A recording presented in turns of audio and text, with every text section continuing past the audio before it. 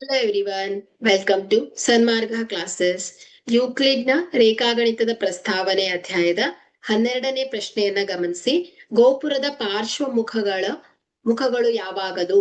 ಆಯ್ಕೆ ಎ ತ್ರಿಭುಜಗಳಾಗಿರುತ್ತದೆ, ಆಯ್ಕೆ ಬಿ ವರ್ಗಗಳಾಗಿರುತ್ತದೆ, ಆಯ್ಕೆ ಸಿ ಬಹುಭುಜಾಕೃತಿಯಾಗಿರುತ್ತದೆ, ಆಯ್ಕೆ ಡಿ ವಜ್ರಾಕೃತಿಯಾಗಿರುತ್ತದೆ.